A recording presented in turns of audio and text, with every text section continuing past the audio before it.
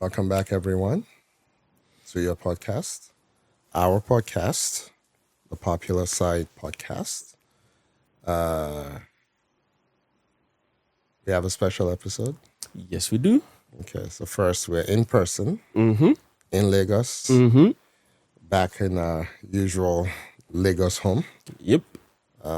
Arrow House Studios. Yep. He's still Abdul Yusuf. By the special grace of God. I'm still Akadeke, but we do have a guest. Yes, we do. We have a very, very, very special guest. Yes. He's our big brother. Yep. He's a former professional player. Yep. He's an entrepreneur. Yep. He's a coach. Yep. He's a Mentor. football entrepreneur. Yes. He's a club owner. Yep. He's a mentor. He's a business partner. Yep. And Yinka's brother. Yep. So I'll let him do the final introduction. Yes. Yinka, who do we have? So we have Alhaji Abdul Yusuf in the house, Thank you. the CEO, chairman, AbraySports Football Club, my big brother. Welcome to the show. Thank you very much. I'm happy to be here. This is my first time here, actually, and I'm loving it. Good. Fantastic. So he's a fan of the show. Yeah, big fan. Potter. Big supporter, always, chipping in with comments, questions, and promoting the show. So we're happy to have you on board. Thank you very much.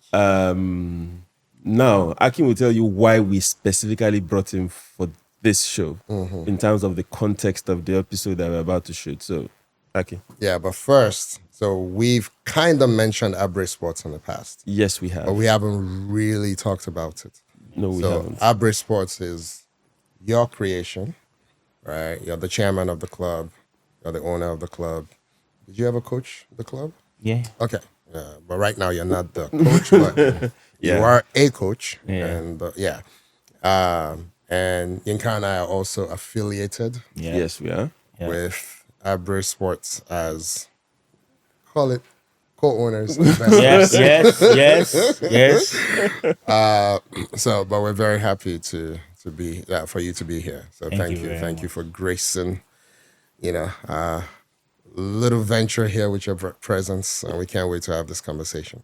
All right. Thank you. So Thank you what very- is this conversation? So this is our 111th episode, Wow. and we're calling this the Nigerian football episode. Yeah. So I don't know if everyone knows, but the World Cup is going on right now. Yep.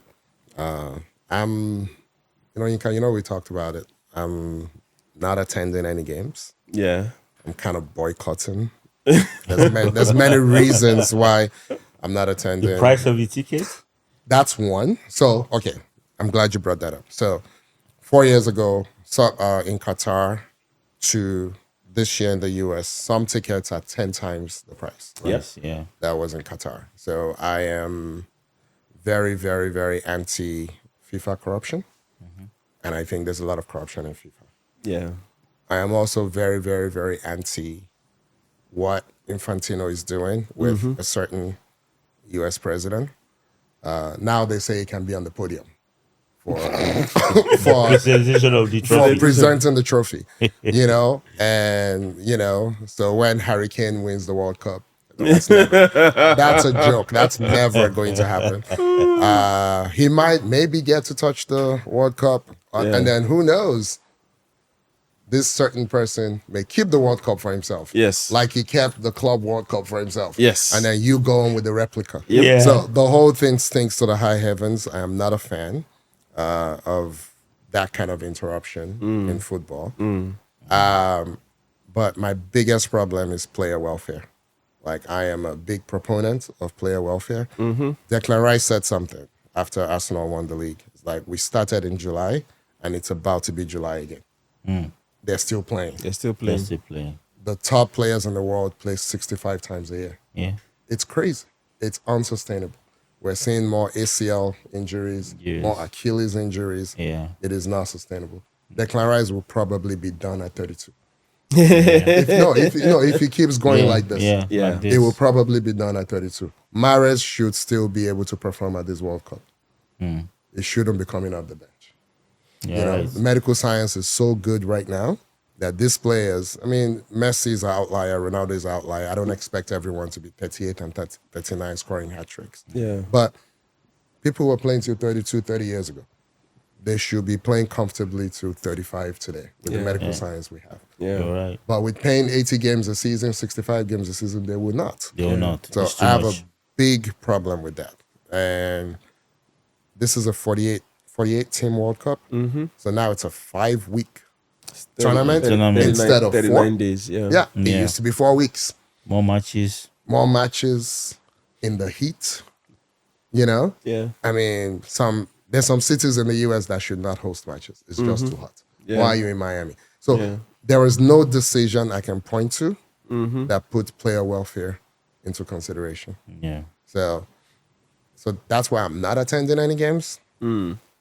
Why am I just barely watching? Same. Like I'll catch it if it's on.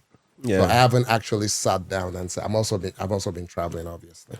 But that's enough about me and my obsession with player welfare. But yes, there is a World Cup going on.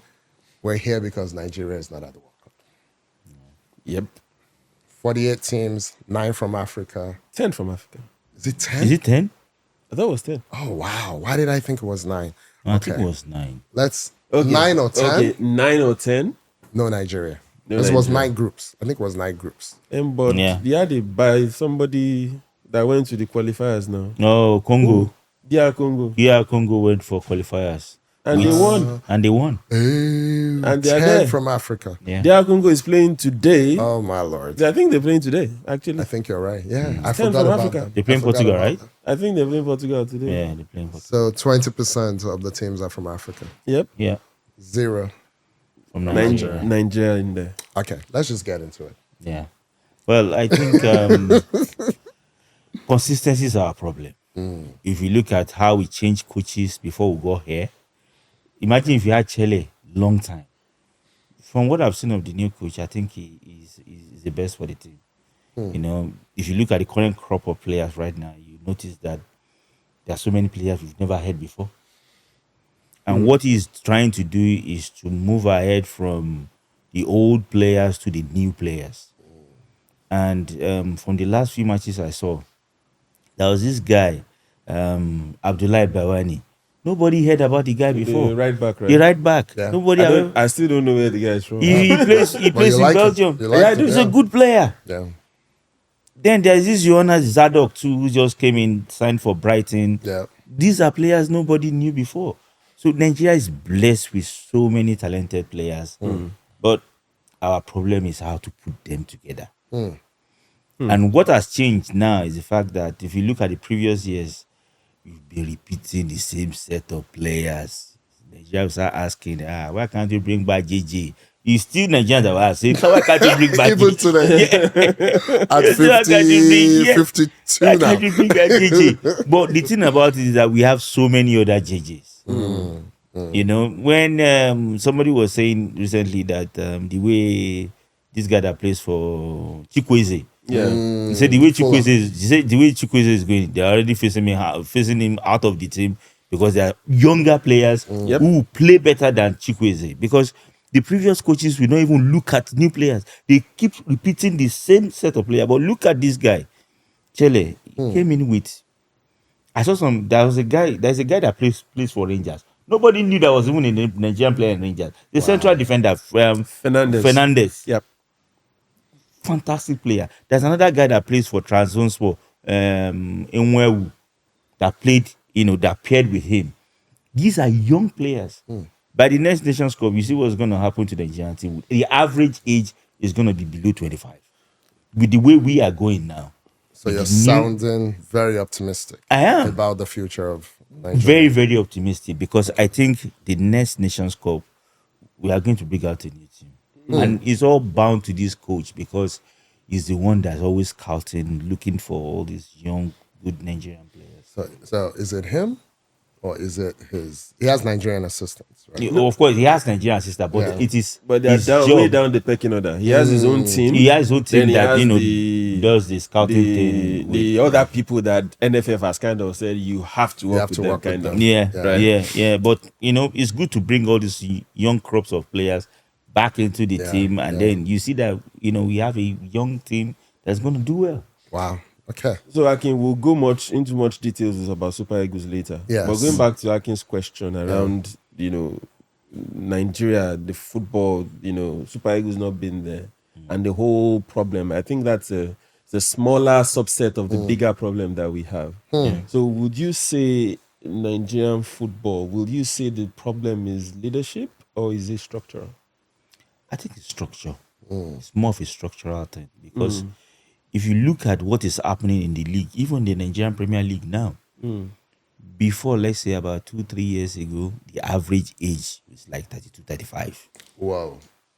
Really? Yep. Official age of. Let me stop. See, Let me stop. I'm in the game, so I know how it is. Yeah, I know. But right now, I can tell you there are so many teams that are having boys from secondary school, young players. Which is what we used to have. what we Are used to you do. talking 30 about years ago. MPFL I'm or no. NNL, NLO? and the I'm rest? talking about MPFL right That's the now. top league, That's the top Premier league. League. Yeah. So, and I think it's more of a coaching thing now. If you look at the Nigerian Premier League clubs now, they have a lot of younger coaches than they were before. There are young coaches everywhere. Look at Inter Lagos, look at Sporting Lagos. Yeah. They just got promoted to the Premier League and they all have young coaches who are coming up. Look at Yema, who is the Aslan coach at Yema is a young guy with so much experience. That's Yemi. Yeah. Olariwaju. Yemi Olariwaju. He has a cafe now. The next thing is going to do cafe, and then this top league. So at that age we have younger coaches coming up. So and it's going to affect the teams because they all play younger players. Yeah. And if you look at what's happening now, a 16-year-old is starting. What's the name of the guy at Arsenal? The young boy from Arsenal. Yeah, Dalman. Dalman. Yeah. You look at Dalman, 16, and he's playing. Yeah. But back in the day, if you bring a 16-year-old player anywhere, they will tell you, say, late They'll first break his leg. they will even tell you can't play. They will say he's too young, he can't play. Yeah. But football has really evolved, and the younger the better. And most teams now, everybody has changed because you see, it's the younger ones. Because I think football is a lot faster now. It's a lot faster. If you look at the tempo of the games they're playing nowadays, it's so fast. Back and forth, and then it's all about getting young players that can actually fill that gap. Yeah. I can keep up with the speed of the game. Yeah. Interesting. Yeah.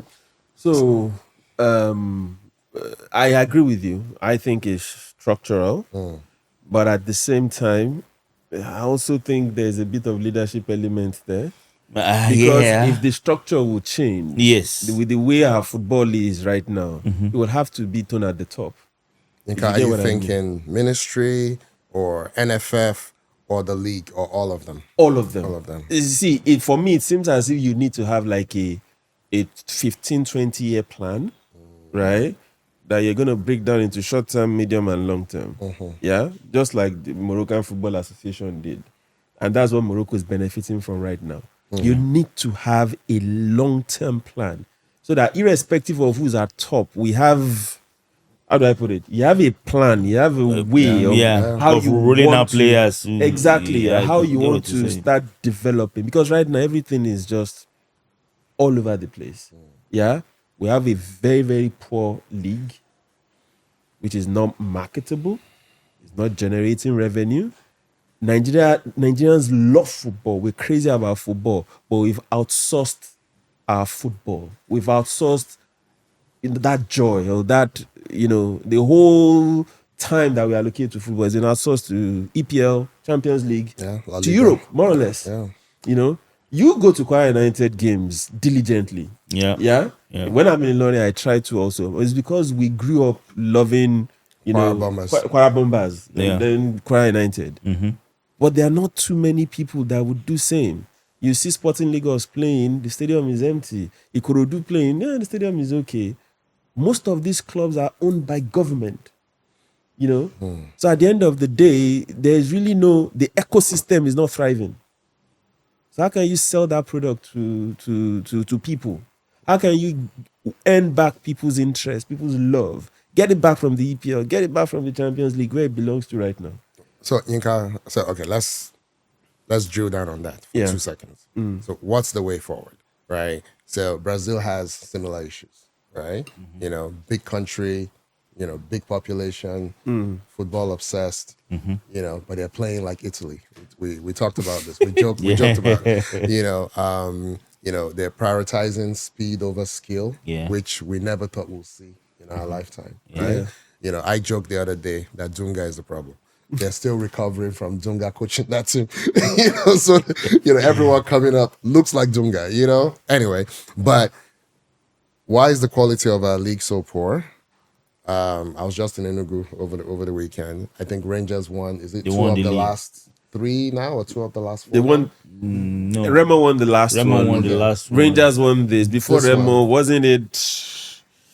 I can't remember. Yeah, but it I won think it 2 was a recently. Yimba or no, was it Yimba? I think it was. I think Rangers have won 2 out of the last 4. Yeah. And before then they hadn't won in A long time. right?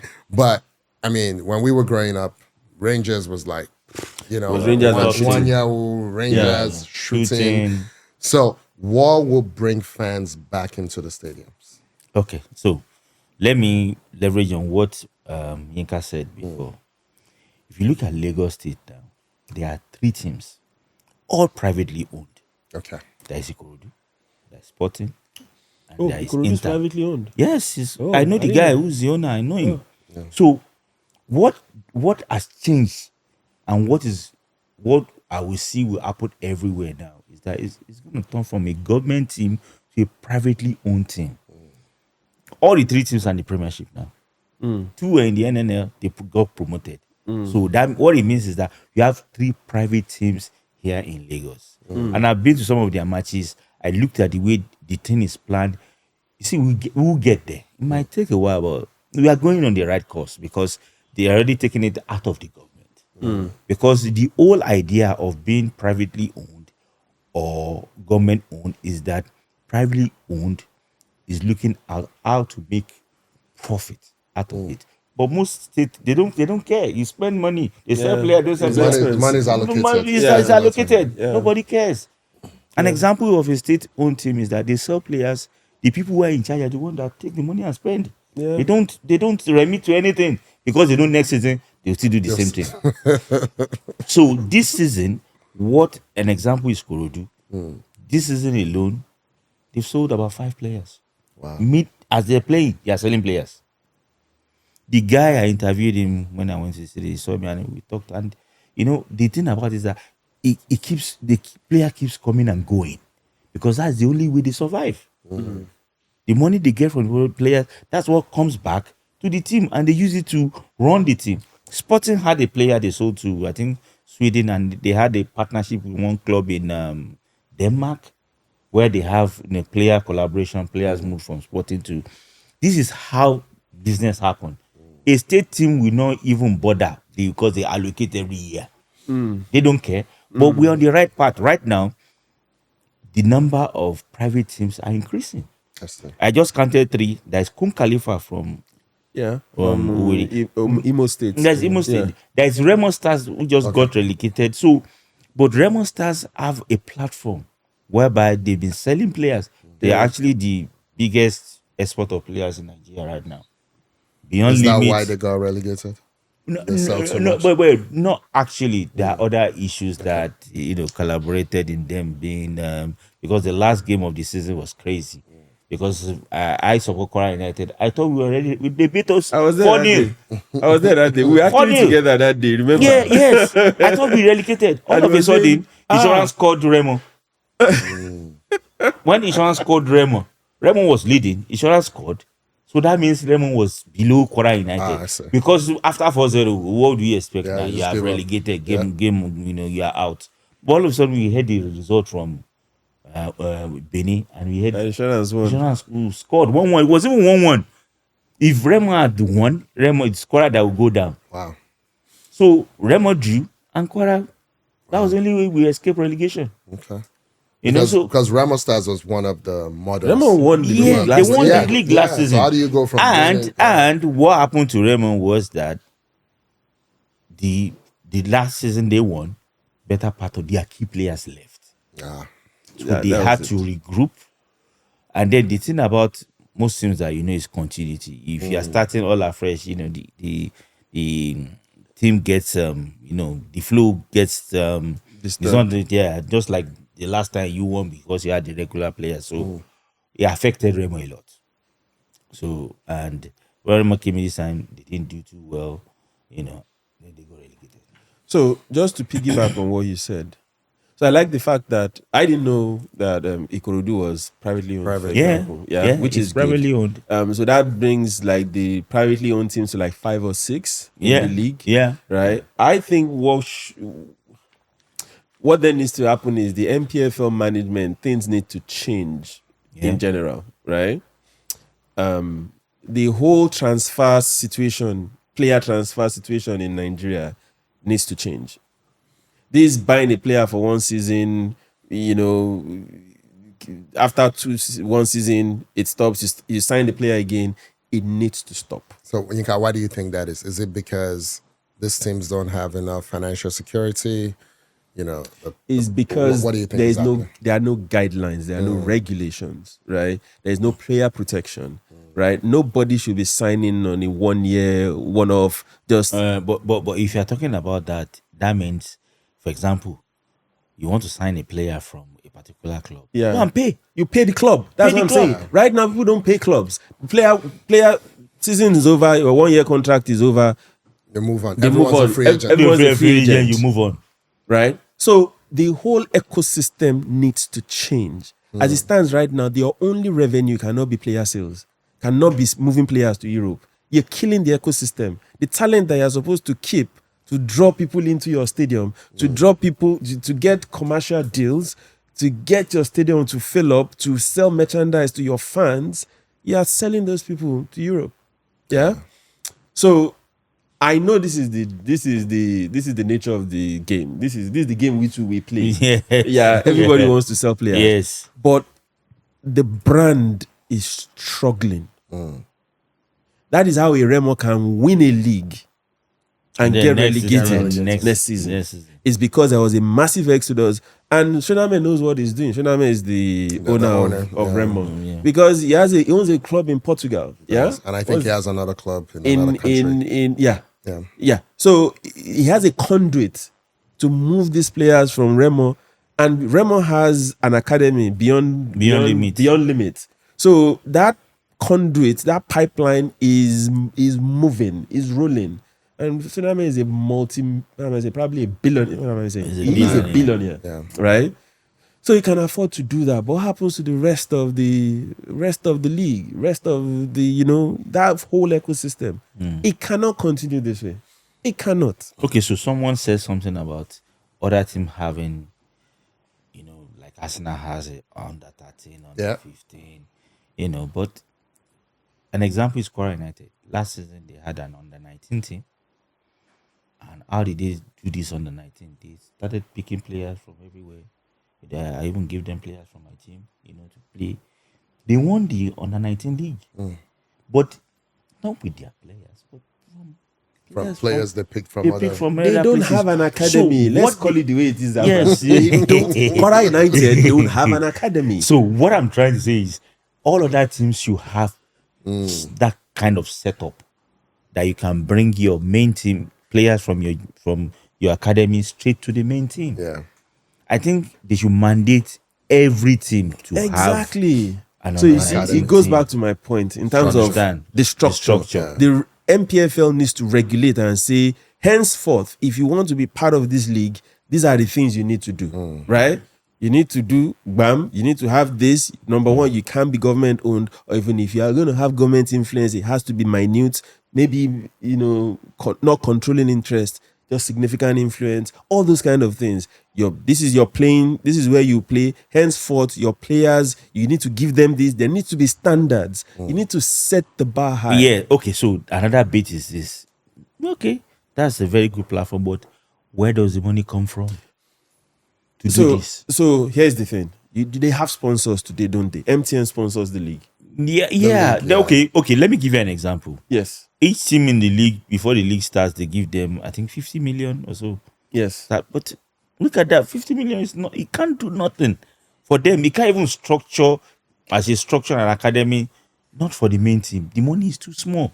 But one thing I'm sure, with the way things are going, I think we're on the right path, and I think very soon it's going to change, because the Nigerian kind of our brand, everybody is aware that Nigeria have good players. Everybody knows that. We are 300 million people, Abra. It's a game of 240. numbers. We're not there. 240. Yes.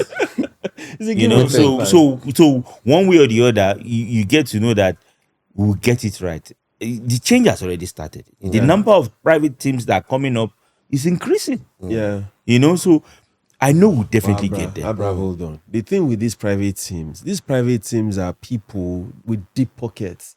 We know the owner of Inter Lagos. We know the owner of Sporting Lagos. We know Shoname. These are people that are rich, that they are just playing PS5, career mode in PS5 in real With life. the clubs. That's what they're doing. So, for example, the way I will know things will change. Let's say Kwara United. Let Kwara United do an IPO. Let Kwarans own Kwara United instead of government. We will get there. Because once it becomes that and there's public accountability, all this nonsense that they are doing, it will stop. It will stop. So in that structure, does Kwara United now become private? Yes. Okay, that's what you're saying. So They take private. They become private. Okay. So the history of governments, Eyimba, Rivers United, all being shooting stars owned by government. Enyimba is government too? Yes. I didn't know that. Eyimba is government too. That's crazy. It is crazy. It doesn't make sense to me. Enyimba is Aba, right? Yes. Yeah. I mean, with what Aba is as an economic powerhouse, it makes no sense. There's enough money. Float all these clubs. Yeah. in a Yeah, place no, like Aba. Yeah. So, and this is what I'm saying. MTN, they sponsor multiple tournaments or multiple things in South Africa. Yeah. Right? They will happily drop more money if the structure is there, if the brand is better. Right now, they are just doing CSR and they are just saying, "May Nigeria say, we know they do anything." Yeah, They're not expecting an ROI. Exactly. They're just okay, is the price we have to pay for doing business in Nigeria. But if MPFL really, really sits down and they do a proper re-engineering of this league, right? Even as far as looking at the timing of playing, you cannot be playing in the same time, 3 p.m. on a Saturday, where Manchester United is playing Arsenal. The stadium will be empty. Yeah. I agree with you. So you need to think to that level, or say, you know what, our own league, we want to play outside of the EPL, right? So when the EPL is on vacation, that's when we'll play our league. Yeah, right? but I think they've started with that. I noticed that. I think they did that. Yeah, recently. we change our timing. If there's a major game on TV on Saturday, they play on Sunday. Yeah. And then they play on Wednesday as well, 4 o'clock. So Wednesday, and they look at days that they are not, so that people can actually come out. Yeah. They should be playing Fridays. They should be playing some Saturdays. So some Saturdays and during the week as well. They should have some morning games. Yeah. No, Saturday. No, Saturday. Saturday morning. No, but And throw the gate open for Yeah. teenagers, for kids. These are the ways you drag people. Because see, some of us are already old. Our ways are set, right? You can't bend it or you can't straighten it. Yeah. But the younger generation, that is where you can quickly get them in and get a Kwara United fan when he's 10, 11. Some people that are 40 something, they ain't gonna wake up now and say, I'm a Kwara United fan. Hell no. So that's what I'm saying. So think long term, right? And another question I wanted to ask you, and I can use you can chip in on this. I'm Continental football. Okay. The last time we won anything was Eyimba. How many years ago? Donkey years ago. I don't remember. Did they go back to back? 2001. I think they went back back to back, right? 2001 or I think it was early 2000. That's 20 But since then, we have not done anything. It's been a shame. Now they show continental football on DSTV. The way one unknown entity from Tanzania will come to Uyo and come and smack Rivers United and smack Remo. Yeah. You saw what South Africa, the Brazilian South African team, what was their name? Sundowns. You saw what they did to, who did they beat? Was it Remo? They beat Remo in Abeokuta. It was Remo. 5-1 or so. It was Remo. I was ashamed. What's your take on this? What's your perspective on this? Why are we not competing in that international level? You see, the funny thing about it is that if a player comes out today, star player, before you know it, I give him 1 month, he's gone. I've seen players go to Iran, Iraq, Kazakhstan, Armenia. Yeah. Okay, so if you look at a player who's being paid, let's say the average salary MPFL is 500, 350, 400 Naira. A month. Okay. So think how much is that in dollars? 500,000. That's about 2,000. No, 500. What are you talking about? $100 is 150. Sorry. Let's say $300 or $400. $300, sorry. Okay, all right. Sorry. That's the average salary. $300 a month is the average salary. So it goes to a Kazakhstan or an Armenia and it's paid $2,000-$3,000 a month. It will go. Yeah. It will and there's a player that had that he spoke to me. He said, "I'm not getting any younger. I need to go where I can make money." Yeah. He went to Iraq. He just came back to Ilorin right now. He's giving people jerseys, giving them. But when he was here, people would be like, Lord, 5 years. Time is going. And he sought advice from me. And I told him, I said, guy, you have to move. You're not getting any younger. Go and get the money. So I was happy when he got back to Nigeria and, he plays in Iraq. But that is where he gets the money. One of the things we need to do, when Enyimba won, that you guys are talking about, many months ago, Enyimba had this. Who was the governor or chairman that time? He had allowances, bonus on time. He told them we need to do this, and the reason why they won back to back was that he actually made sure the players stayed together. Yeah, they didn't go. They didn't go anywhere. Wasn't I a goalkeeper on that team? Yeah. Dele Ayenuba. Ayema was when Ayema left. Yeah, Ayema went to Ayenuba took over. Yeah. Ayenuba will still tell you today that the best thing he ever played for is Ayemba, because they treated them well. That time they had sign-on fees. When you sign for Ayemba, you get, let's say right now, probably get like a 10 or 15 million to start. So why won't you give your all? And then you're on a salary based on what they were collecting that time. You're like a 1.52 million every month. Wow. So why won't they deliver? The players would rather say, let me stay with this team, let's make history before I go anywhere. So they stayed with the team, make sure they won. But we don't have that now. Like I said, an average salary is between 350 and 500. Yeah. So it's actually possible we can get a team that will at least get to the semi-finals and finals of African Champions League. If the team is right and you have the money to execute the project. The reason why Rivers United and which other team, Enyimba that time, went that far was that they had deep pockets. They could pay players. Okay, you guys are going to Egypt. If you win this game, you get probably 1,000, 2,000. The players are motivated. They will go all out and play. And then you have that kind of deep pocket, you can go to teams even before the leagues end. You'll have pick some few players from other teams to fortify your team against Champions League. That is people with deep pockets. But if you don't have enough to do that, you execute with what you have. So you can't go anywhere. And sell what you can sell. And keep it moving. So bottom line, what you're saying more or less is the talent drain is too massive for us to compete. Too massive. Because if you look at South Africa, right?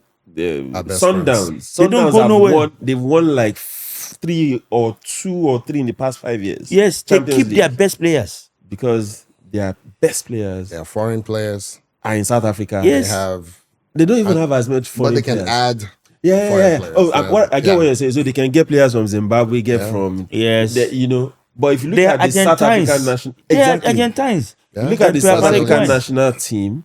A bulk of that team plays in South Africa. Yeah. Yeah, that's true. If you take out their striker who's at Burnley and maybe a couple of other people, that's it. Everybody is local based. Every other person is local based.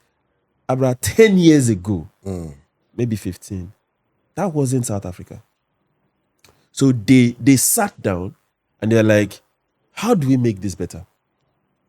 South Africa was not a powerhouse in African football. Yeah, that's true. They didn't have it. Even till now, talent-wise, no disrespect, they're nowhere near Nigeria. Yeah. But the way the team is, the structure, the whole. If you go to South Africa today, you go to their stadium where they are playing, you see the stadium is full. It's full. So it goes back to what I mentioned earlier on. MPFL needs to rebrand. They need to change. They need to change holistically, or else we'll continue to get flogged. I was ashamed when the Sundowns came to Abeokuta and they beat Remo. They beat Remo like talking drum. And the funny thing, before the game, they were telling the Nigerian players that you change the game from so time to so. We will still beat you. Wow. So I'm glad you brought up the players playing in Iraq or whatever. I think this was before we started the podcast. But I was looking at, I don't remember the topic. You and I were talking, and I was looking at the spread of Nigerian quote unquote professional players around the world. You remember this conversation? remember. And I almost cried when I saw Nigerians playing in Djibouti. But the one that killed me was Bangladesh. I'm like, I'm sorry. If I'm a professional, you can't pay me enough to go and waste my life in Bangladesh. But they'll pay more than $500,000 Like, a even month. India. There's a player I know that plays in Cambodia. Oh, come on. So, I think there's a bigger societal issue, the Jackpot syndrome, obviously. Yeah. Everybody wants to leave. Everybody wants. But the funny thing is, we'll never run out of humans. Yeah. Right? Yeah. So, as much as people have jackpot, and for those who are not Nigerian, jackpot just means you left the country. You emigrated, let's say.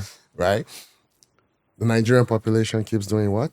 It keeps going up. It has not gone down. No, not at all. It has not gone down. And sometimes I feel like we overestimate the impact. So I saw a ranking the other day, and it was busiest airports in Africa. Okay. Guess where MMA was? Yeah. Number 9. It's a lie. Yeah. There are 2 airports in South Africa that are, and this is busy by number of seats leaving. Like number of seats on planes flying out of that airport. Yeah. Very Number 9. objective. Number 9. Yep. And South Africa has less than 60 million people. Wow. Right? We have 240 million. So, because all of the, call it international business in Nigeria is in Lagos. Like, let's just call it what it is. Yeah. There's oil in some places and all that. Yeah. But we haven't developed the economy. Yeah. You can speak more to this. Yeah, I mean, I you know what I mean? know. Like, you know where you guys are relative to your colleagues in South Africa. Yeah. And South Africa is I can't do maths anymore. 1/4 of our population. So I think everything it's hard to have a great football ecosystem when you don't have a great economic ecosystem. Yeah. Like writ large. Yeah. It's very hard. So because if we can go back, you said 10, 15 years for South Africa. We can go back 30 years for Nigeria. Remember Ajibade Babalade? Yeah. When he entered the Super Eagles, he stayed at 3SC. Yeah. You remember? Yep. And he played Continental for them. He stayed at 3SC for like a good 2 years before he went to Africa Sports. Yeah. Right? Because they were able to pay him something that was comparable to what ASEC or Africa Sports could offer. Yeah. Yeah. And then back then, ASEC Mimosas, Africa Sports, Canon Yaoundé was like the conduit to the Belgiums and the Frances of the world, right? But the gap wasn't that much. Yeah. So this man was able to live a good life Yeah. in Ibadan, playing well, developing himself, being a legitimate center back for the Super Eagles, not just an emergency person when the European-based players don't come home. Yeah. So what changed where you can't trust a local based player anymore, and now they want to go and play in Bangladesh? But I agree with you, but I think like you always say, we can walk and chew gum at the Yeah, same time. that's true. The population is too much for this to be our product. Yes. That's all I'm saying. Yes. Right? If the structure is there, we can cater to the European people and still cater for ourselves. I agree. Not to cut you off. Yeah. But, when people talk about brain drain, I think I've told you this before. Yeah. I never worry about brain drain. No, same here. Right? And it sounds crazy. I'm like, let's say doctors, for example. Now, we don't have doctors because everybody went out. But okay. But you didn't produce enough to start with. That's the real issue. Yes. Right? If Yes. we're producing enough, like they have a metric for this. Doctors per 1,000. Yeah. Right? We don't produce enough We doctors don't produce per enough. 1,000 Yeah. for the population. Yep. And then they all leave. Yeah. The all leave part is the secondary issue. Yes. The main issue is you don't produce You're enough. not even don't enough. produce enough. Yes. Right? Yeah. So I think that's the main issue. Exactly. You don't have enough Exactly. facilities. You don't develop enough 7-year-olds, 9-year-olds, 11-year-olds, 13-year-olds playing ball. They have raw talent, right? But how much coaching do they have at 7, 9, 10, 11, 13? Right? And then they all leave. That they all leave part is the secondary part. Nobody's serious in Nigeria today. Nobody's serious about football at age 10. No. No. We don't do that though.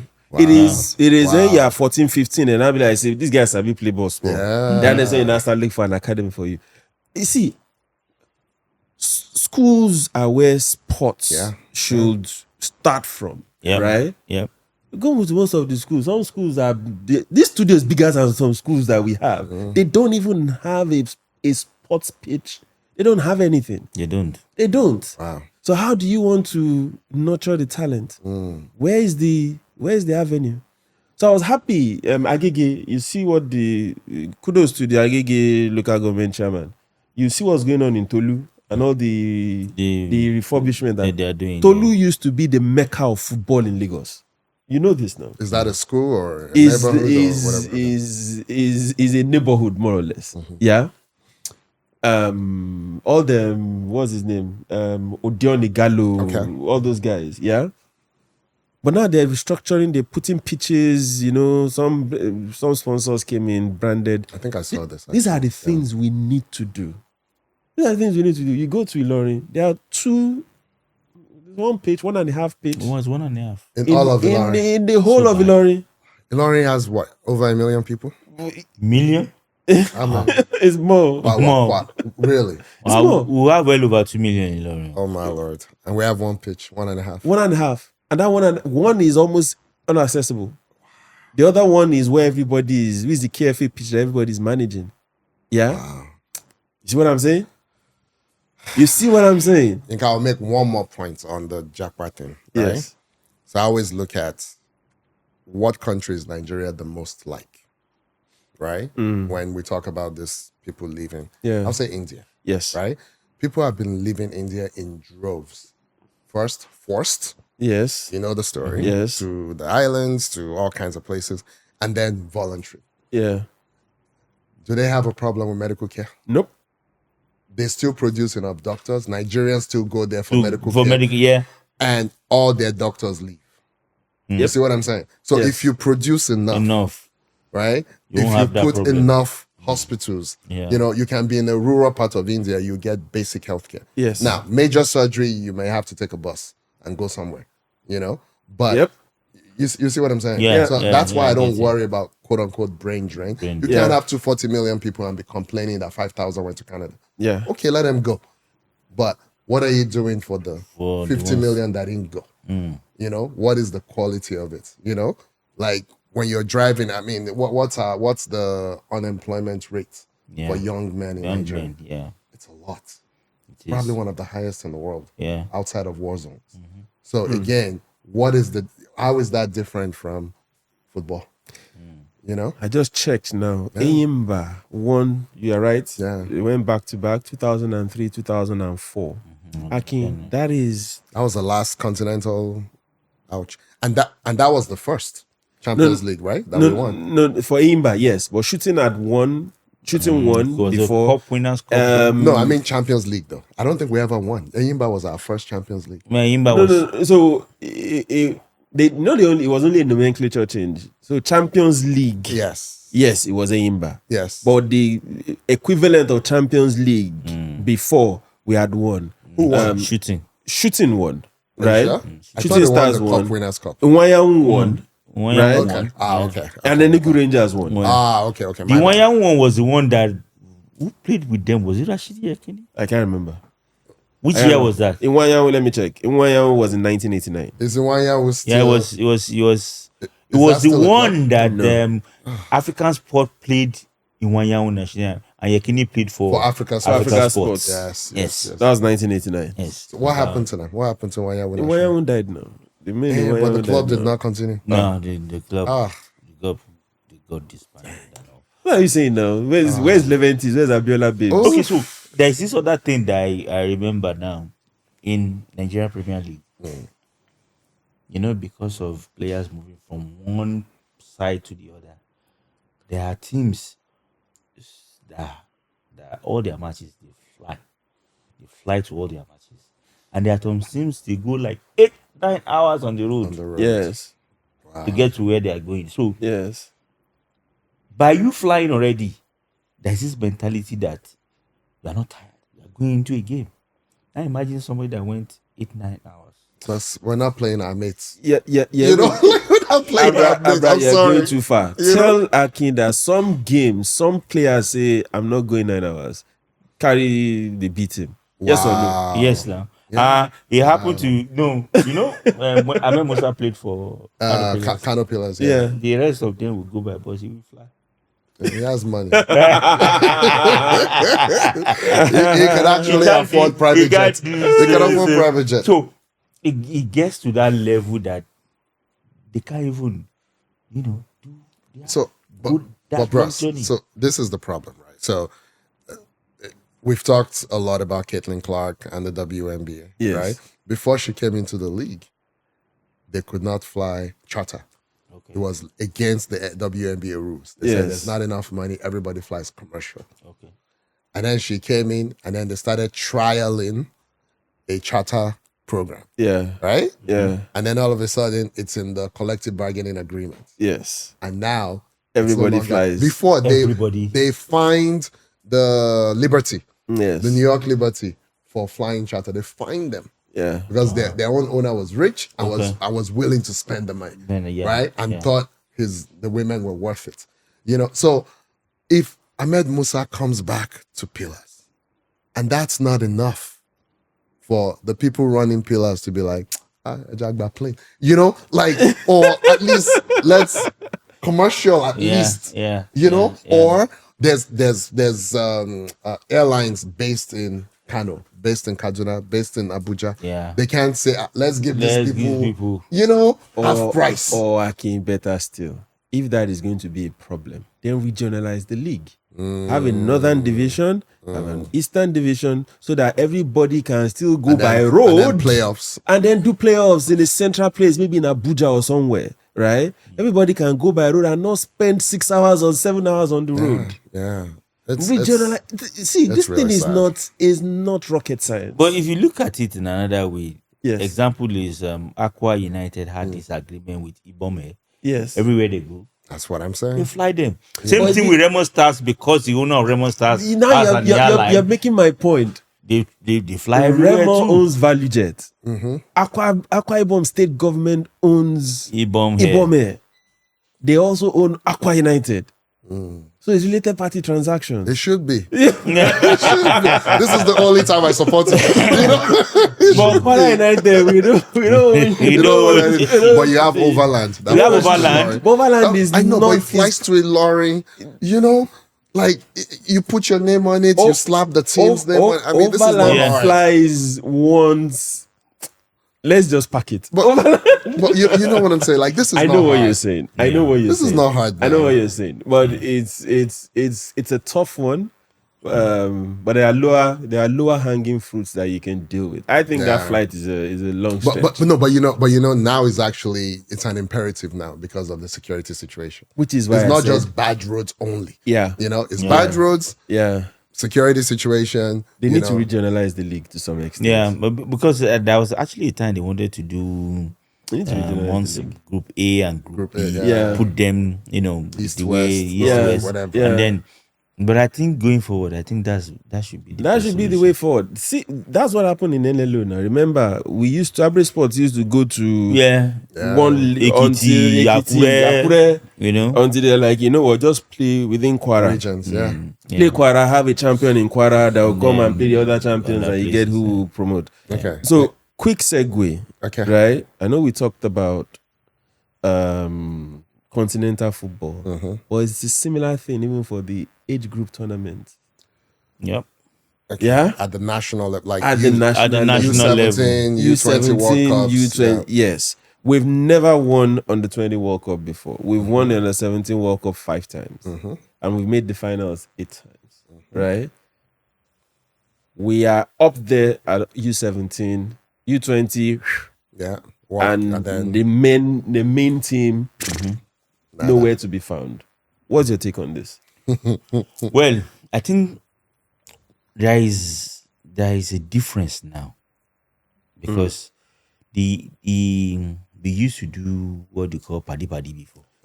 Okay. But with what is happening, the new coach Makaiba, fantastic coach. You mean the under 17 now? Or the under 20. Under 20, okay. The assistant Bifo is actually from our side. Okay. Fantastic coach.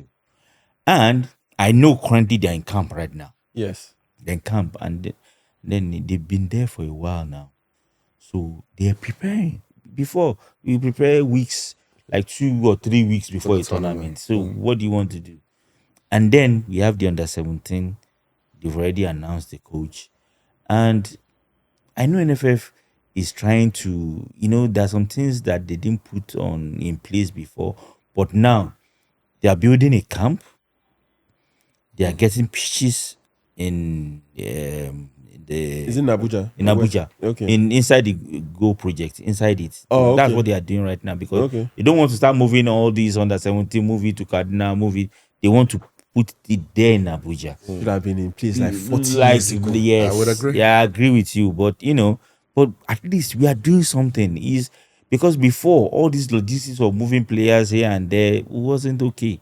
But now we have a process of doing that, and I think the coaches they put there now, they are sound coaches. I think we should, and then we need time. That's what they are doing right now. If you are going to put a team together, you need time for them to gel and play together. The mistake we've been having all this while is the fact that we don't prepare. It's when it's like 2-3 weeks. We just slap people together and then say let's go and play. So they will beat us. Wow. You can't go anywhere. Think you didn't ask me, but I'll answer the question. Yes. When was the last time we won that U17? When was the last time we won the 2015.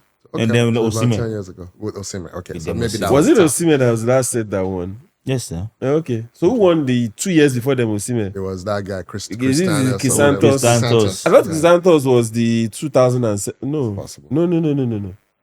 Crisantos and then them Iheanacho and Osimhen are not the same set. They're not. No. Iheanacho No. is much So older. It was Iheanacho won. 2013, Was 2015. Iheanacho, exactly. 2013 was in Iheanacho. Yeah. 2015 was Crisantos was the 09? Was the Teller 07. team. 07. The Okay. Teller team. Yes. All right. So, one, most 17-year-olds don't pan out.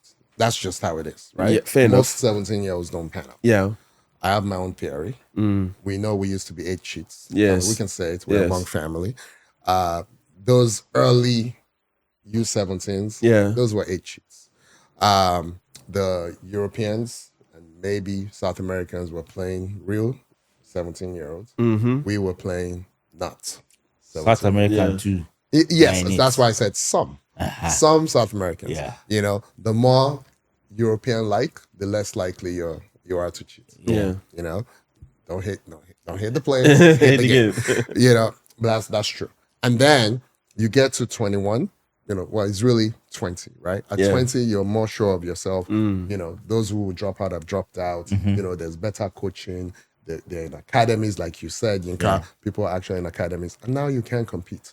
The lack of structure shows up, right? You can no longer physically dominate, right? Because you were really 20 when somebody was playing a real 15-year-old or a real 16-year-old. Then. You know, your bones are stronger, all of that stuff. Yeah. And then when you get to, you know, the big leagues, you know exactly what's happening. Of course. Without structure, it cannot happen. Yeah. You know, Yeah. so for me, I think that's what it is. We set out to win these things, and then Ghana saw what we were doing. Ghana was like, we can't let Nigeria remember have all the now. fun. They went and did their own thing. Peter Ogaba. With even older players, you can't- was. We said it was 13. under 17, said it was 13. 13, yes. The Ghana came out with Sebastian Barnes 11. It's ridiculous. And the he played, I'm sorry. he played And under 17 3 times. 11-year-old cannot play 17-year-olds. That was when FIFA We've came all out and been- said, we've all been 11. this is not going to happen It's anymore. not. We were 11 in JS1. Yeah. There's no way. There's no... Imagine us playing against Sukami. Remember Sukami? Yes, no. Class Look at me, yeah, so me, I will now show up and say I want to play against Sukami in JS1. Am I crazy? You know? There's one person ever that we know, Yeah. Lekon, that could have played at 11. Yeah. Yeah. That's it.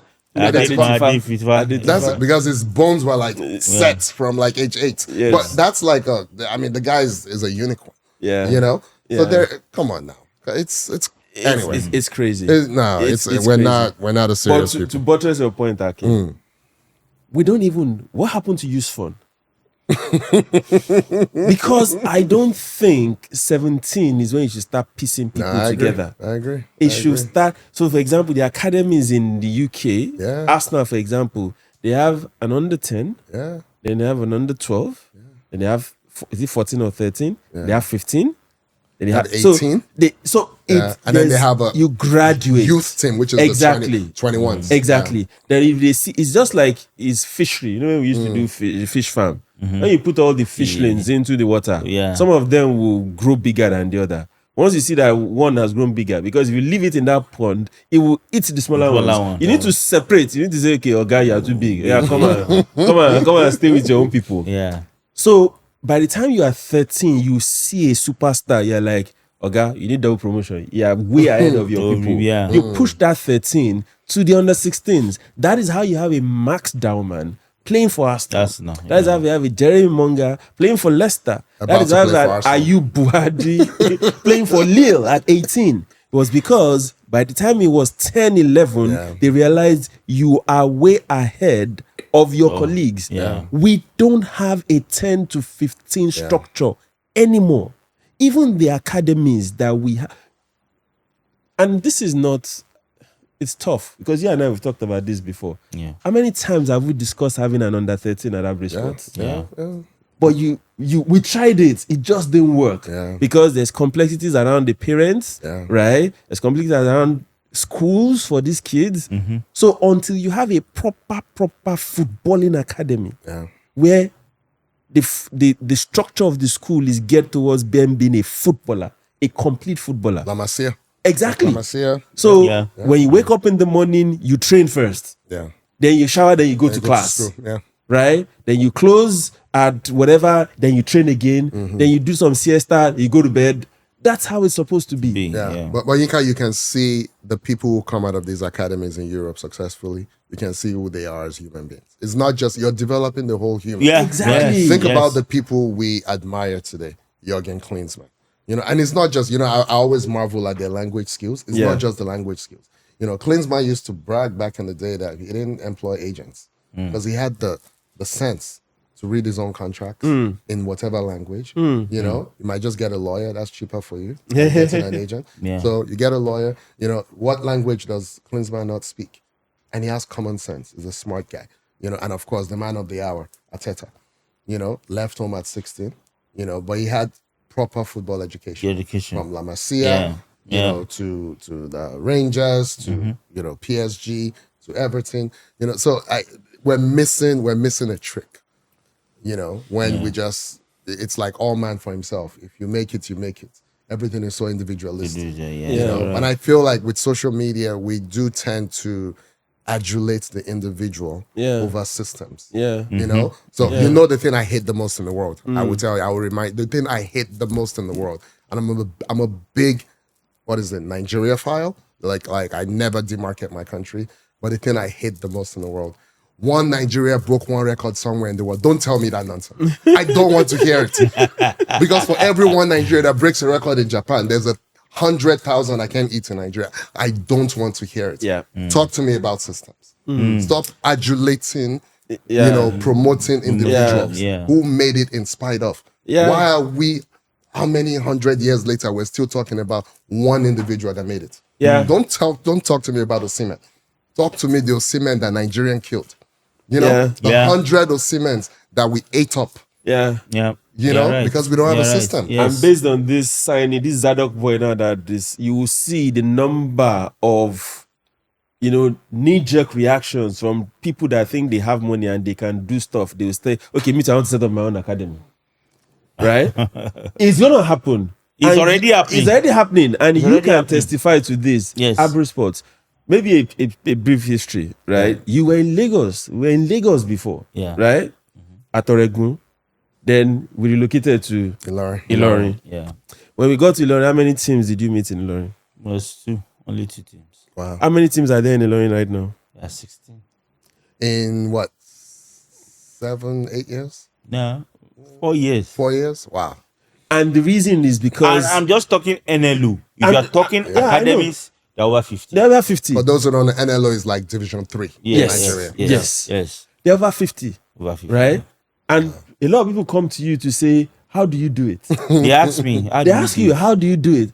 And we are seeing what they are doing, and they are messing up. People that have deeper pockets than us, Yeah. they are messing up, So it goes. You see what I'm telling you? Yeah. It's just, it's all over the place. And maybe this is a good segue to next question in terms of academies in general. Let's not go there first. I want to Okay. ask you a question. Okay. So there's one particular question I don't want to skip because Okay. I have some thoughts on it.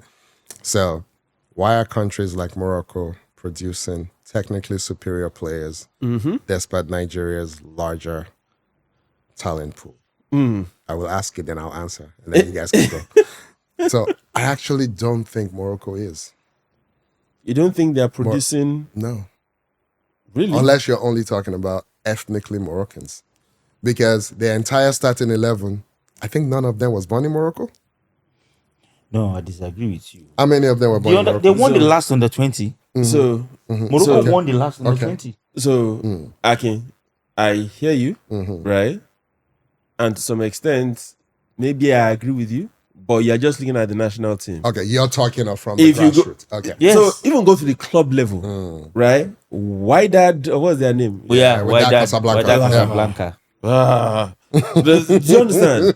So even the team in first, Yeah, Yeah, no, yeah. first. because we were in first together. Yeah, yes. The team you saw the The Nigerian boy that plays plays in for first. the team. They are generally they produce. You can't compare their output from their leagues in comparison to ours. And the population is tiny. And their Yeah, population too. is tiny. The So I get it that fantastic facility. a certain percentage of the national team, they are French, yeah, they grew up in French, Spanish, Paris, and Belgium. Spanish, I get it. But you see that pipeline? It's Morocco. It's inside Morocco. Yes. And then you saw the boy that scored for Switzerland, right? Was it Switzerland? It was For Switzerland. Sweden.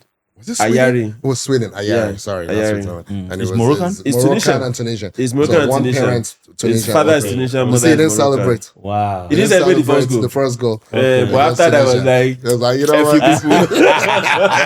F you people. You know, I've never I can't seen score that two at bangers. the national team level before. Yeah. Like this. Yeah, Where you don't- exactly. Usually it's against your former Of club. course, right? of course. So I'm like, we're Well, moving into a different world Yeah. where there's now so much interconnectedness, that you right? not That you celebrate. score against one country and you don't celebrate. Celebrate. Yeah. That was a new We one. have players that can play for 5 countries. Michael Olise. Michael Olise, for example. See Ayub Boadi, Yeah. right? Same thing. That's his 3rd cap for Morocco. That's crazy. Yeah, I know. His 3rd cap, and that was his first proper game. The other 2 were friendly matches. Yeah, and he had played. He had played U, under 14, whatever, under 15, under 16, under 17 for France. for France. Wow.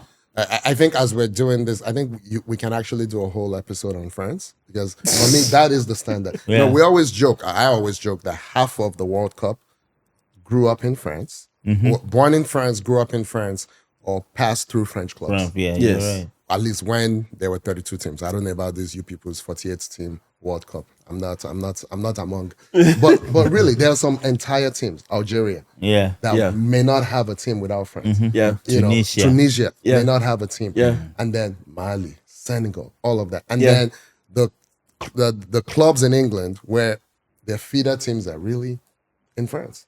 Drogba, Asian, all these cats. Like so. Anyway, but you know what France did. You know what? See, this is like we need to get boys off the streets, right? So for every nook and cranny of Paris, every neighborhood, right? Every freaking neighborhood, there is at least a standard football pitch, and there is a coach who's responsible for the talent in that neighborhood. Henri still talks about it. Henri still talks about it. That once they see you on the streets playing football, barefooted on the concrete, that boy is a talent. Yeah. They get you in. See Auxerre. Auxerre has been Auxerre since I was like this. Yeah. Remember now? It was that big friend there. Claude Leroy. Claude Leroy. And there's another guy. I've forgotten his name. Wasn't there what Taribo played? Yeah, what Taribo played. That's what Taribo played. Until today, that's what Auxerre is not interested in. Auxerre just wants to develop talent, right? And just move on. That's what they want to do. Yeah. Look at Barcelona. La Masia is... You have to be intentional about this thing. You don't. It's not happenstance. It's not. Oh, we stumble. You don't stumble into these kind of things. You need to be intentional about it. That's it. So to answer your question, yes, the reason why Morocco is producing more is because 10 years ago their king said, okay, whatever it is that they are doing in Paris, I want a similar version here in Morocco. You saw the facilities they had now. Yeah. The female, is it World Cup under 19 whatever, the female whatever. They played, I saw those matches. Akin, you could see like 6 pitches in one location. 6 pitches? In one location, solid, and was all barbed wired. I had floodlight as well. I had floodlights as well. But you mentioned the women. What's crazy is they decided one day that we're now interested in female football. Yeah. And then the next thing, you're in the finals. They play the final. And then the year after, they play another finals. See, right now, Moroccans have said we're not hosting the local tournaments anymore. We're focused. See, that is the that is the intentionality that we need to have. We don't. Do you know the only pitch we have for continental matches in Don't say it. Is that pipe bomb? That's the know. only one they approve. I sat here and he told me Nigeria can. Remember, he was just where I sat. You can't shame to me. I said Nigeria can host. I said, we ain't hosting. So, Abuja, nothing. Abuja. Pitch is gone. Oof. We have 2 stadiums sat next to each other there in Surulere. We drove by it coming from the airports on Sunday. They're both dead. Right? They're both dead. So now we can't Nigeria host. has 1 pitch. We can't host one. Shishi. Where? Uyo? Abeokuta. Well, Abeokuta just joined. Abeokuta just, but actually Lagos has Agege Stadium. They have Teslim. We have they're like 3 stadiums that are not working. Not up to a continental. The only stadium that is working is Onikon Stadium. But we have 3 that could work. You have 3. So these 3 Premier League teams in Lagos, where did they play? Onikon Stadium. All played. They all but you know what's gonna happen? I heard Agege is almost finished. Okay. Agege is not almost finished. My students did Intersport and Agege. And they said they've done half of it. No? They've not done half of Shishi. Nothing.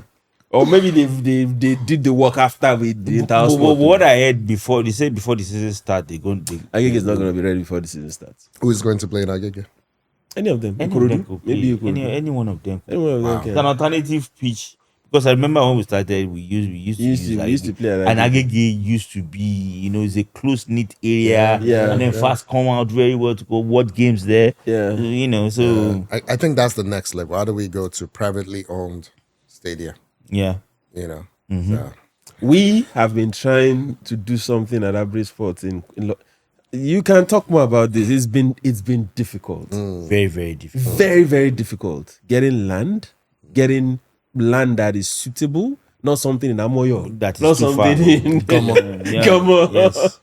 it's tough. Ayan Curry. Ayan Curry is even okay. If I say Ayan Curry, I'll be okay. Yes, Air Curry is not too bad. Ayan Curry is not bad. Ayan Curry is just a stone throw close to from the the airport. airport. Yeah, To the Exactly. airport. Yeah. But Amoyo, I've told you what we need to do. When you need to help us raise money. We need to get something in GRE or Tanke. I'm telling you, and just do it. do it. If people can walk to it, you get a crowd. You get a yeah, crowd. of course. Yeah. Of course. Anyway, Okay. so segue. So I the think- question I was going to ask. go before for I it. Sorry. Yeah. We're talking about academies, and I think we've spoken about it a bit, but how do you the 16 teams that you have in Ilorin, for example? I'm not saying you should flog your people, but what are they doing? What are they not doing correctly? Okay, What is the let me just give you a typical example of what is happening right now. We just finished NLO, and I'm the chairman of NLO in Kwara, and I told them, I said, you know what? There's this thing I want to bring. Let's see how this can work. How many players can we get to sell? There are some people that are coming. I have this platform, And somebody stood there and said, so why are we doing this? Why do you even have to do this? That it's been a long league. They want to go and rest. And I'm like, No way. wait, why did you start this, your team? You need to have I want to know why do you raise an academy? I said, you've been spending money. This is an opportunity for you Yeah. to showcase your player. Maybe you could get one or two. You understand? But his whole idea is that, where is it that is coming from me? So if it's not his own idea, it's bad. So I want to help you to give you a platform where your players are seen. But you still don't want to participate. So I said, okay, no problem. If you don't want to participate, it's not a problem. You can go. I'll take your name out. Then the president of the club now called me yesterday. He started begging me that, don't mind that guy. It's not Don't mind okay. the owner. That please, we want to play. Because you can't have this kind of opportunity.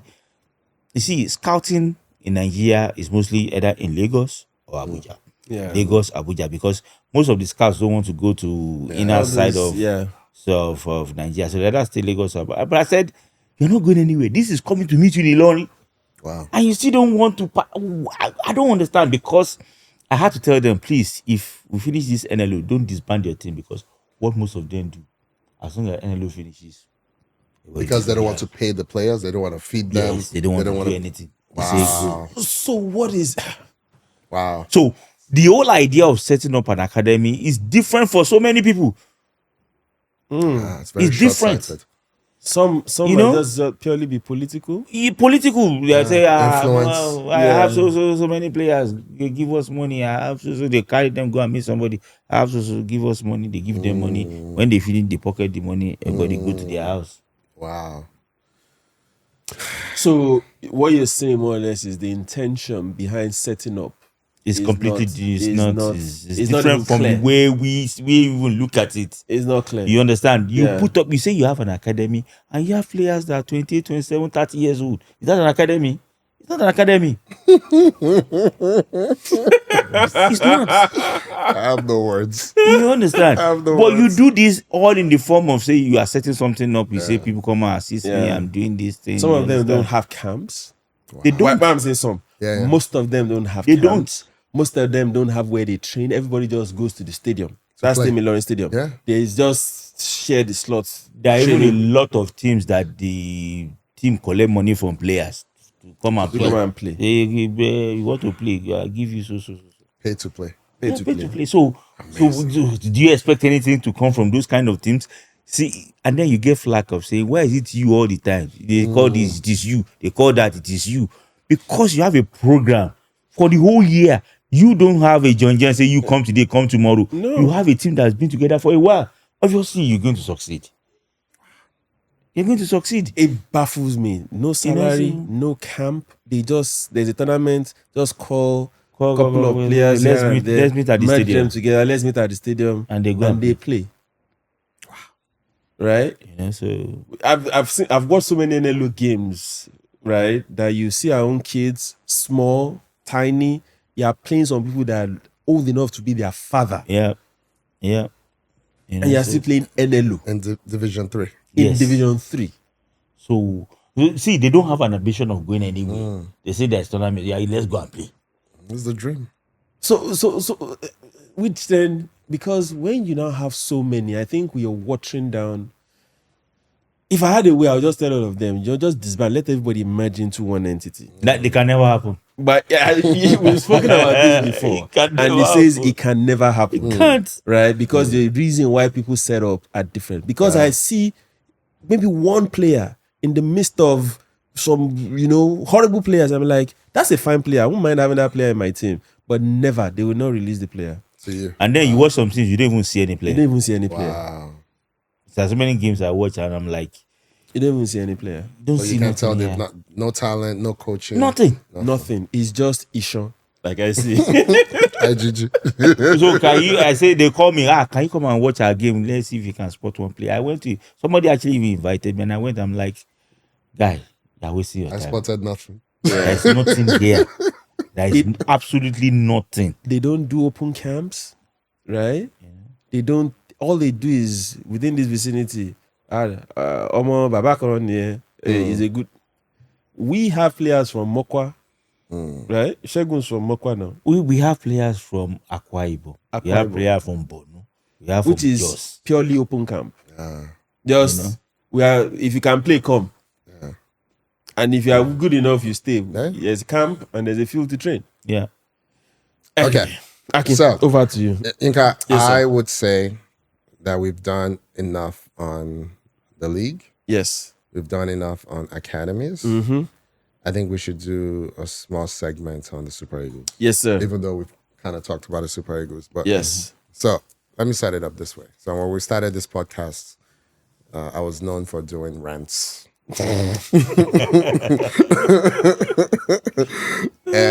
the first two I did were about the two things that had cost me the most heartache in this entire world. Super Eagles and Arsenal. Super Eagles and Arsenal.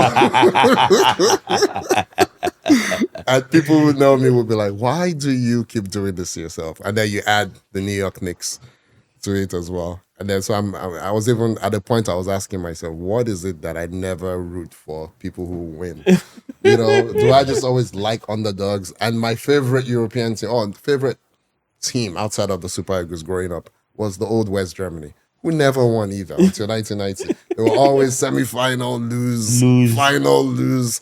So anyway, having said all that, the Super Eagles, we know the grassroots problem.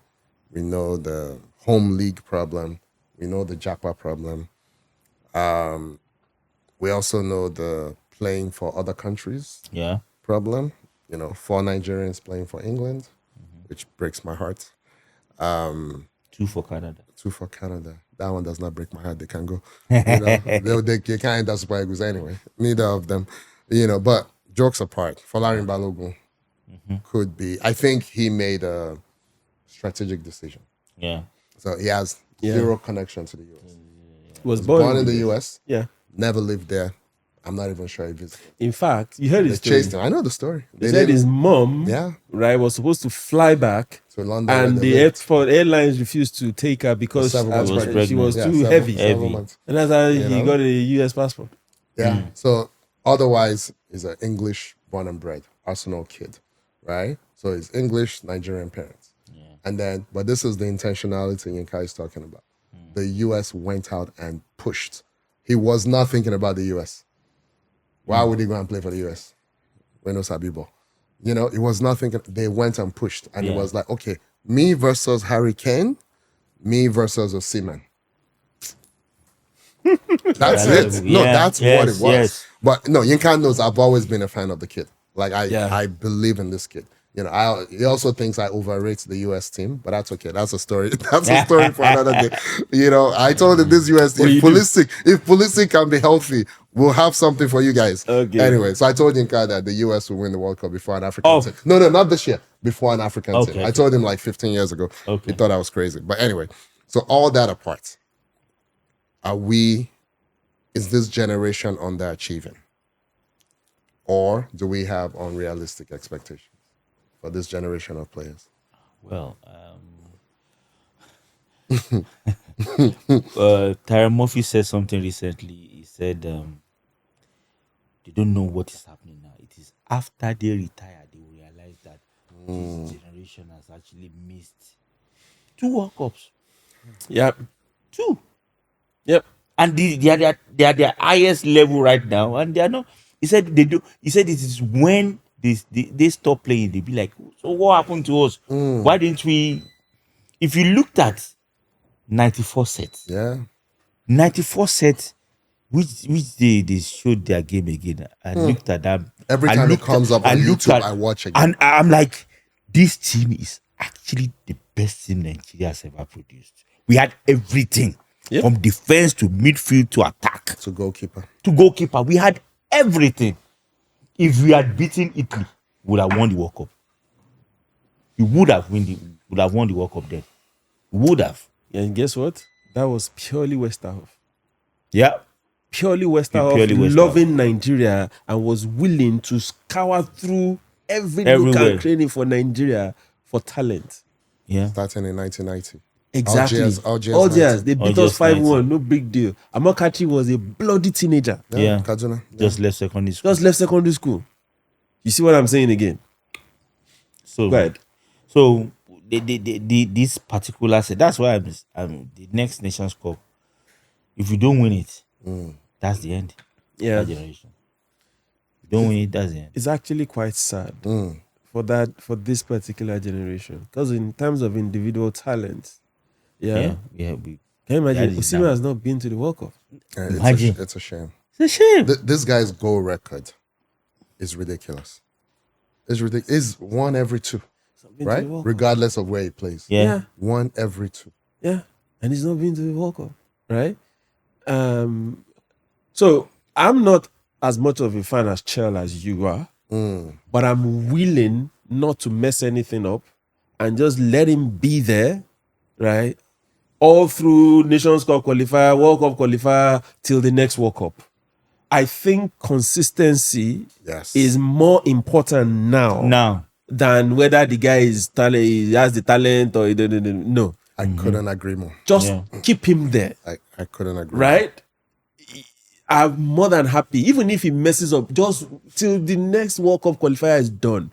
Please, no firing, no hiring. Just let the guy be. Yinka, how many coaches did we go through during the last World Cup Like qualifier? Is it 3? 3 or 4? Yeah. I think I think it was 3. it was 3. I think it Okay, was so 3. I would argue that any one of those, if they stayed, would have gotten us to the World Cup. You know, we always talk about value over replacement player, right? Yes.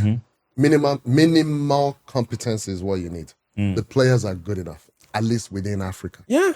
You know, Yeah. they're good enough to win a group with South Africa.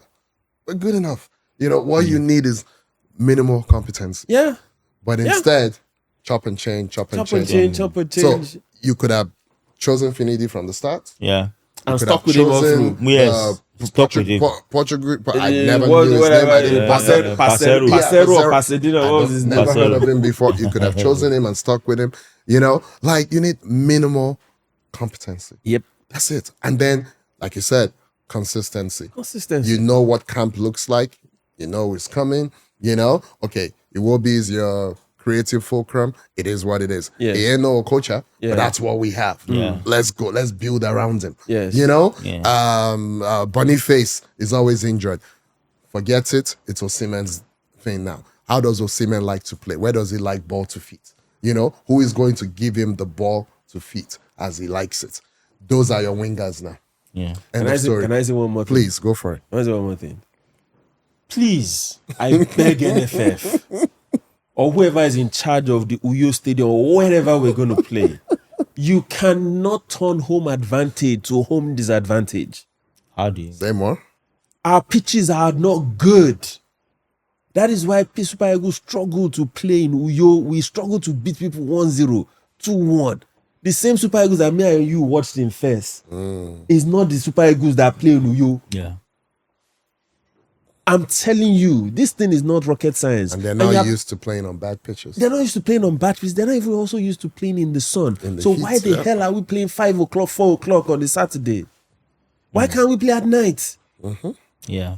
On a good pitch at night, Super Eagles will beat some of these things. They will 4-0. beat them. Beat them silly. So you're turning home advantage to disadvantage every single game. You bring a Zimbabwe into Uyo. That's 5 o'clock on a bad pitch. That's their bread and butter. I'm telling you, that's their bread and No, butter. Yinka, you're being a little facetious, but you're right. Because the first 10 European games this World Cup, Yes. there were only 3 wins. Yes. Europe historically has struggled in the Americas. in Yes. the World Yeah. Cup. Yes. The World Cup is always in the summer. Yes. Americas, the summers are hot, Hot. Really hot. Yeah. right? The first 10 European games this World Cup, 3 wins. A couple draws, Yeah. others losses. Yep. Yes. It's a thing. It's a thing. It's a thing. It's a So thing, you can't you can't do that. Then number 2, yeah, and which is I get this whole idea of my players are in Europe. Then if you want to camp, come and camp in Nigeria. Camp them where they are. Brazil has been doing it forever. Yeah. The I know. Emirates Stadium is Brazil's second Exactly. stadium now. They're So if you playing want their to friendlies. keep Charlotte Athletics team, just keep them there. Yeah. Keep them there, right? And when they want to come home, let home be home. Yeah. Let the pitches be solid. Not Uyo's pitch is not good enough. The ball drags. That grass is not, the turf is not good enough. Think when we're I'm growing sorry. up, we used to say take them to Jos, where it's not burning up. But Exactly. There's no stadium in Jos. There's no stadium. There's no stadium. The one there is just they've not finished it. Oh the, my sta- the stand Yeah. has been like that like The forever. Plateau United one. I saw it Oh now. my lord. I saw It's it. been like, so Plateau State is somewhere they can even have natural grass Yes. because of their weather. Because of the weather. But they have artificial pitch on the pitch. No joined up thinking. No. Okay. We've talked. Yeah, we've kind of let's talk about the future verse. What are the 3 most important reforms Nigerian football needs immediately? 1, we need to follow that Moroccan plan. Seriously. Which is what? To have a plan. That 10-year plan is so important. So important. We started with female football. And I noticed that a lot of female teams started cropping up everywhere. Now. There used to be just one in Ilorin. Now there are about 5. Wow. So what it means is that the emergence of Nigeria winning the African Championship, and then there were under 17 and under 20, is growing. There are lots of interest from girls now that wants to play. So what it means is that when you are winning, there's this mentality of people trying to. I have a friend who has a girl in the last under 17. The guy started, he would take the girl everywhere. Come and play, come and play, come and play. So I was not surprised when I saw the girl playing for Nigeria under 17. So we have it. So how do we get to the bottom and bring all these talented players, give them an opportunity? It pains me we don't have something like Youth Fund anymore. I wish we could bring Youth Fund back. Chairman of Youth Fund used to be a big job when we were growing up.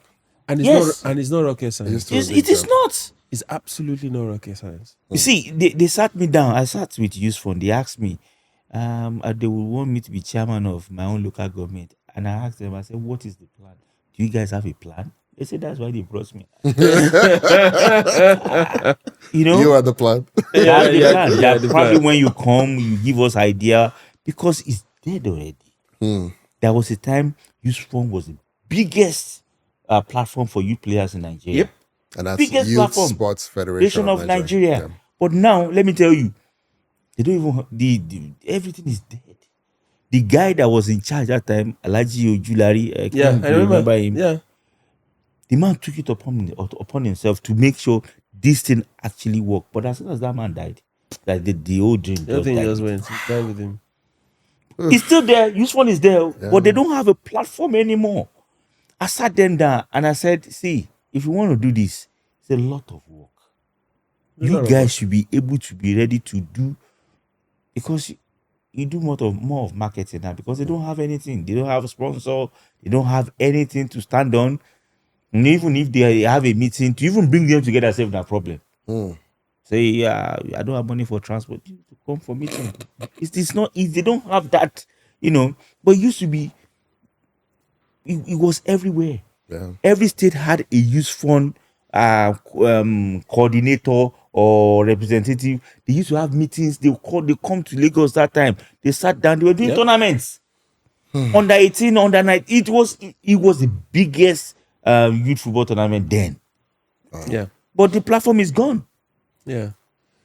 Okay. To quickly piggyback on what you They said. didn't give us his 3, but keep going. No. Just Okay. you know how difficult it is to be a sponsor even at times. Yeah. Newsflash. Yeah. We are. This is family discussion.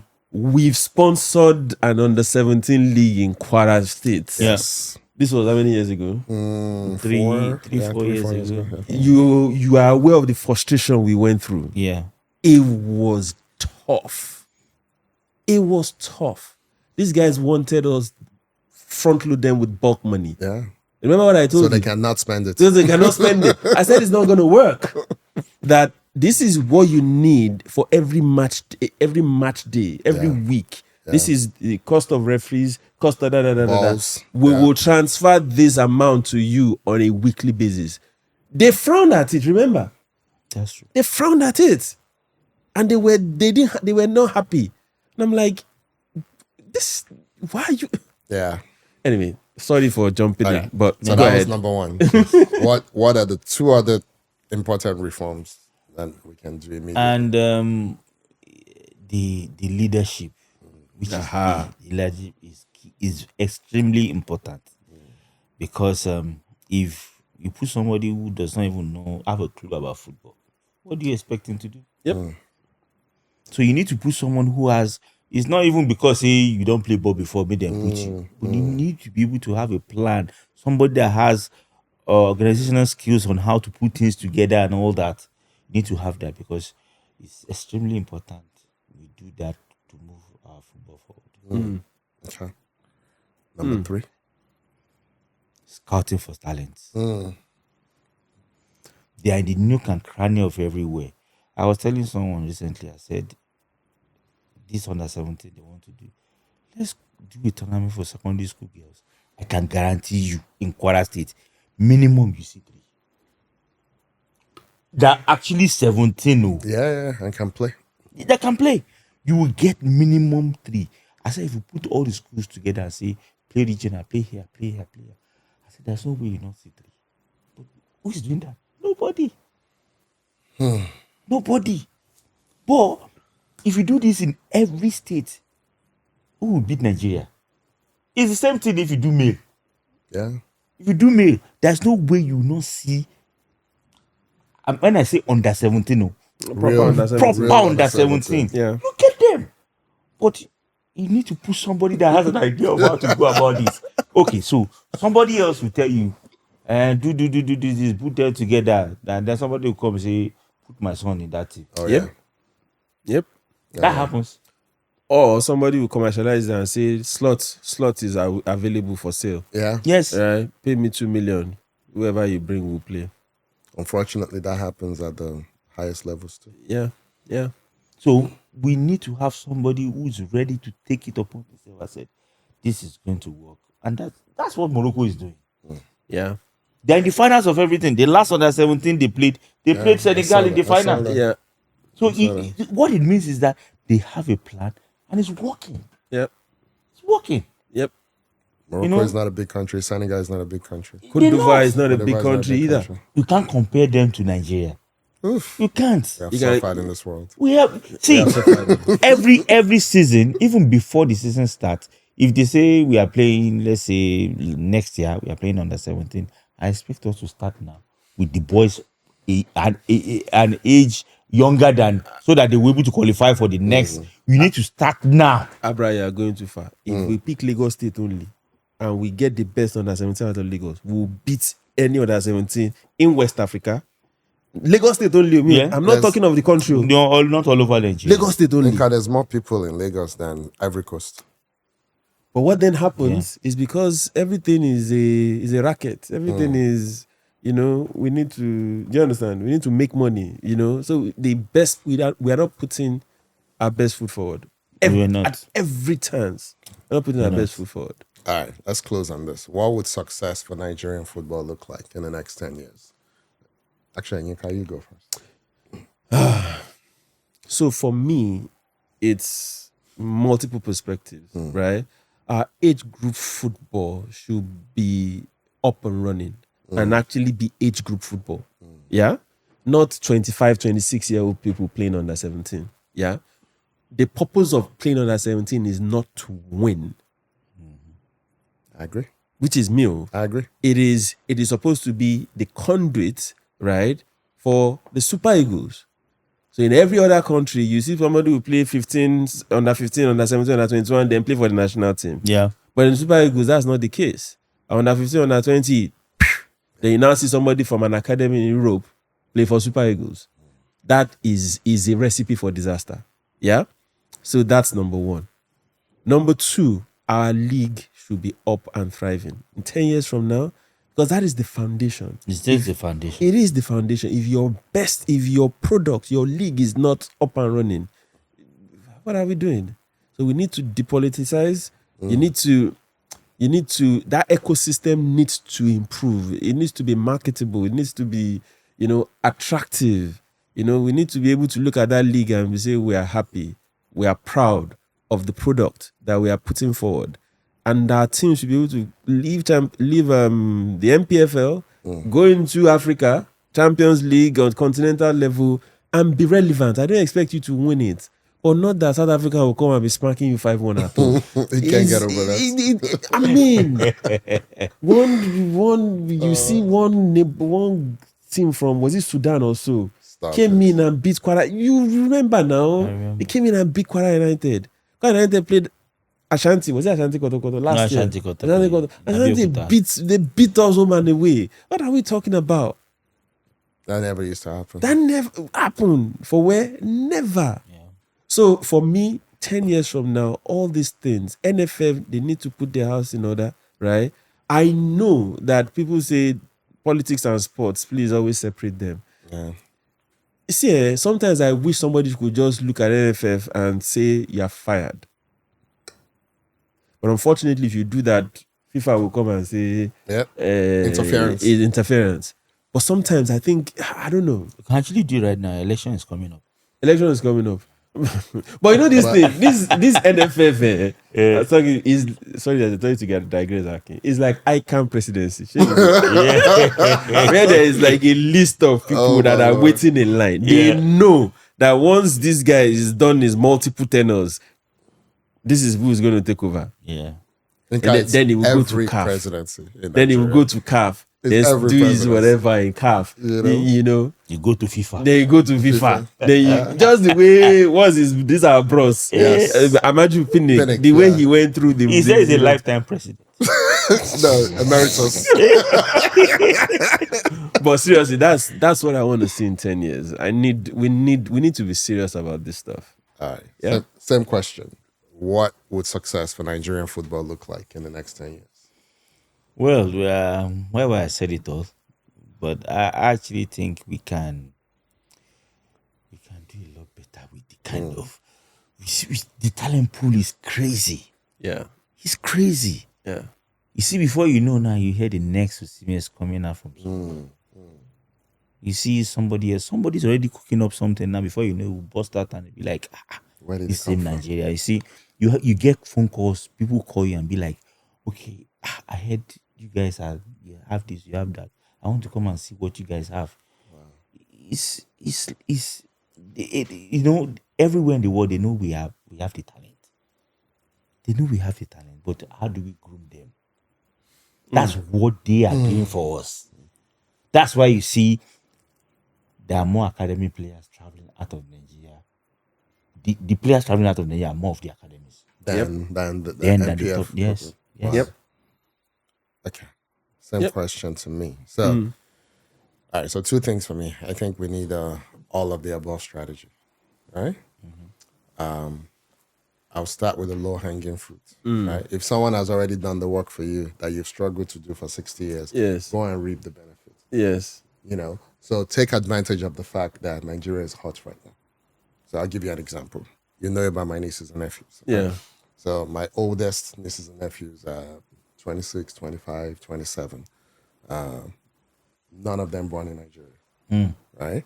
So say you go back 25, 27 years ago when they were born, the young people back then did not want to be Nigerian.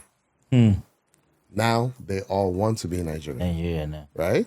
So it's the music, clearly it's hot right now. They're filling out arenas all over the world. Remember Qatar? Yeah.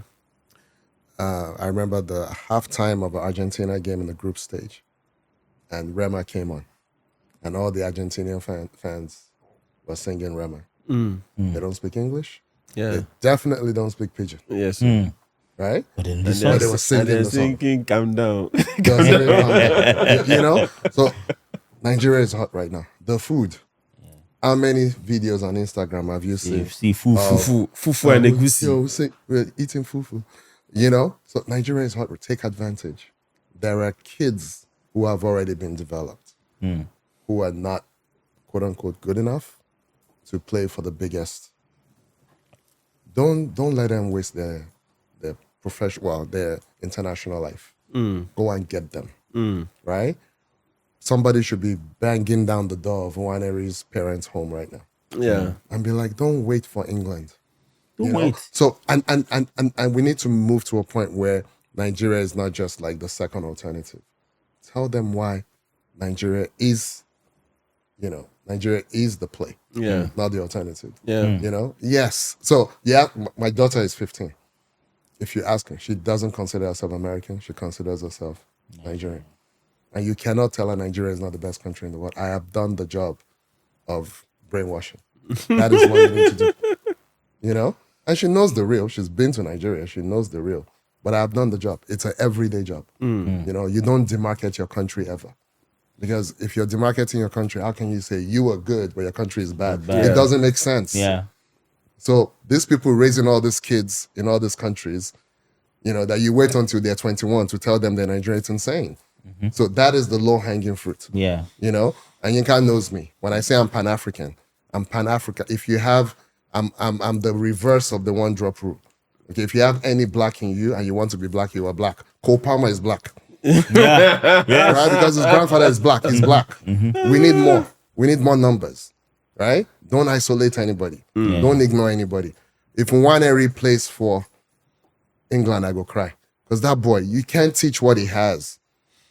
You can't. 10 goals last season.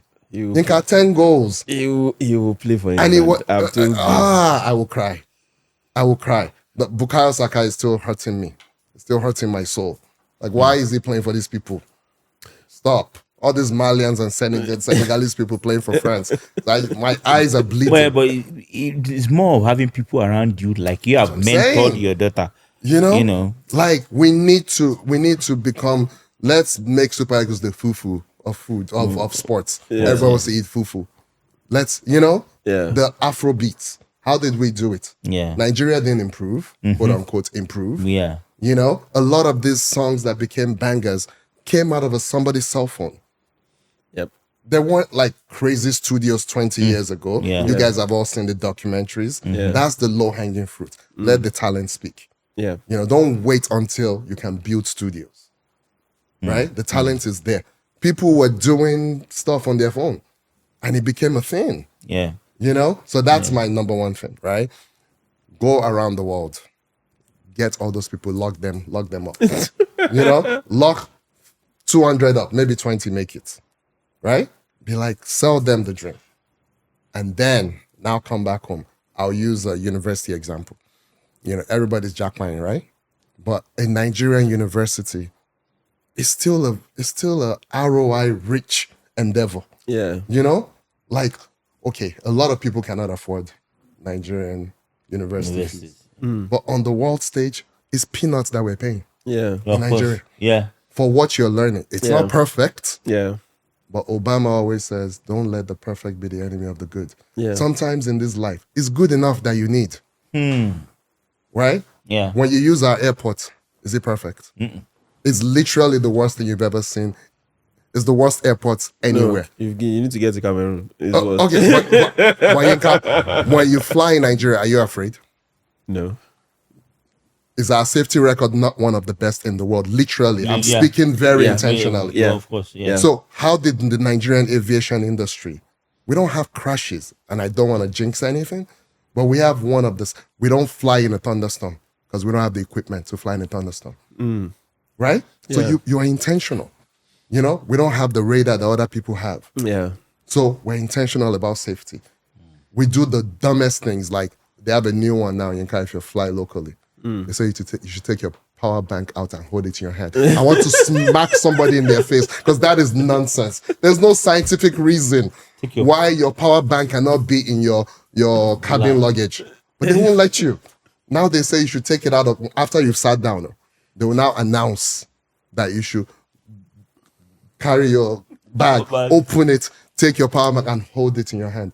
But they do nonsense like that. That's why we have a great safety They say record. that's based on incidents. You understand what I'm saying? Incidents. So we have, when they're ferrying you in the buses between plane and gate, Yeah. do you see how bad those buses are? They're horrible. Do they crash? They're dirty. They don't clean them. You know, But they work. You know, the bus in Tunisia will be sparkling clean. Of course. But we can stack up our safety record against them. You understand what I'm saying? So don't let the perfect be the enemy of the good. Yeah. You know, so our universities, for me, should be like a model. We're still raising doctors, we're still raising lawyers, we're still raising teachers, we're still raising engineers. You know, people are still suffering, Yeah. Yeah.